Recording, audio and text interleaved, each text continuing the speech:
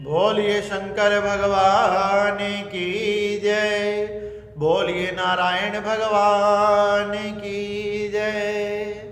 आप सभी को श्री कार्तिक मास की हार्दिक शुभकामनाएं। श्री सुज्जी महाराज शुनकादिक 88,000 ऋषियों को कार्तिक मास का 12वां अध्याय सुनाते हैं।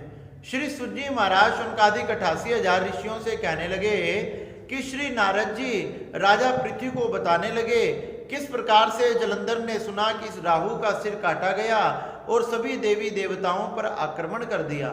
जब सभी देवी देवता जाकर पर्वत में जाकर छिप गए तो जलंधर ने उन पर्वतों में से भी देवताओं को ढूंढ लिया और देवताओं पर आक्रमण कर दिया। जब देवताओं पर जलंधर ने अपनी सेना के साथ आक्रमण किया तो सभी देवता इधर उधर अपनी रक्षा के लिए भागने लगे।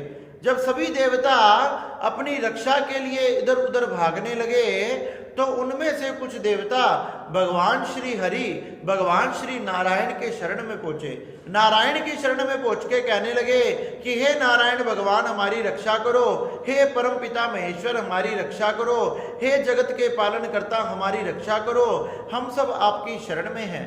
भगवान नारायण ने पूछा तो सभी देवताओं ने बताया कि जलंधर ने हम पर आक्रमण कर दिया और हमारे सभी पदों पर अपना अधिकार स्थापित कर लिया, और तो और अमरावती तथा स्वर्ग पर भी अपना अधिकार स्थापित कर लिया।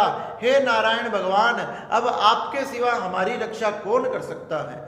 नारायण भगवान ने देवताओं की स्तुति से प्रसन्न हो गए। कहने लगे कि हे देवी देवताओं, आप किसी प्रकार से चिंता मत करो, आप सभी चिंताओं को त्याग दो, क्योंकि अब युद्ध भूमि में मैं आपकी रक्षा करूंगा।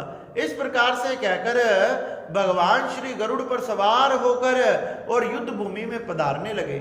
जैसे ही युद्ध भूमि में पधारने लगे, समुद्र तनया लक्ष्मी जी ने नारायण भगवान को रोक लिया। कहने लगे कि हे नारायण, हे विष्णु भगवान, आप कहाँ जा रहे हैं। हे देवी, मैं देवताओं की रक्षा के लिए उनकी प्रार्थना पर जलंधर से युद्ध करने जा रहा हूं। लक्ष्मी जी कहने लगी, समुद्र की पुत्री मैं हूं तथा समुद्र का पुत्र जलंधर है, इसलिए वह मेरा भाई हुआ, और भला आप मेरे पति होकर मेरे भाई को कैसे मार सकते हो। हे विष्णु भगवान, हे नारायण, हे लक्ष्मी पते, अगर आप ही मेरे भाई का वध कर दोगे तो सभी देवी देवता ये संसार क्या कहेगा कि भगवान नारायण ने अपनी पत्नी के भ्राता का वध कर दिया, हत्या कर दी। हे भगवान, आपने ऐसा नहीं करना चाहिए। जब लक्ष्मी जी ने भगवान नारायण के चरणों में ऐसी प्रार्थना करी तो भगवान नारायण कहने लगे कि लक्ष्मी, तुम किसी प्रकार से चिंता मत करो, मैं उसका वध नहीं करूंगा, लेकिन देवी देवताओं ने मेरी स्तुति की है, इसलिए उनकी स्तुति से प्रसन्न होकर उनकी रक्षा के लिए युद्ध में जरूर पधारूंगा। मैं तुम्हारे भाई से युद्ध जरूर करूंगा, लेकिन उसका वध नहीं करूंगा। इस प्रकार जब लक्ष्मी जी ने सुना तो लक्ष्मी जी प्रसन्न हो गई, भगवान को नमस्कार तथा प्रणाम करने लगी। भगवान नारायण सभी देवी देवताओं के साथ अपने गरुड़ पर सवार होकर युद्ध भूमि पर पधारे। जैसे ही जलंधर ने देखा कि नारायण आ गए, अब तो जलंधर को और क्रोध आ गया, आंखें लाल हो गई, अंग फड़फड़ाने लगे। जैसे ही भगवान नारायण युद्ध भूमि में आए, अरुण के अनुज भ्राता श्री गरुड़ जी ने अपने पंखों को हिलाना शुरू किया। जैसे ही गरुड़ जी ने अपने पंखों को हिलाना शुरू किया, देखते ही देखते उनकी पंखों की लहरों से ही सभी दैत्य कांपने लगे। सभी दैत्य कांपने लगे, आकाश मंडल में घूमने लगे तथा धीरे धीरे कर मरने लगे। इस प्रकार से जब जलंधर ने अपनी सेना को इस प्रकार से मरते हुए देखा तो जलंधर ने शक्तिशाली धनुष बाण आदि को धारण किया, अपने अस्त्र शस्त्र आदि को धारण किया और भगवान श्री नारायण पर आक्रमण कर दिया।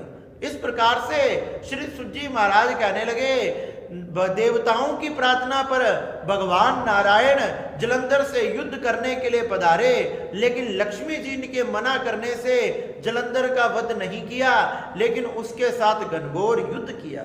इस प्रकार से श्री सुज्जी महाराज ने शुनकादिक 88,000 ऋषियों को ये कार्तिक मास के 12वें अध्याय की बड़ी ही सुंदर कथा सुनाई। शौनक ऋषि इस युद्ध के प्रसन्न को सुनकर बड़े ही प्रसन्न हुए। बोलिए नारायण भगवान की जय, बोलिए मेरे बांके बिहारी लाल की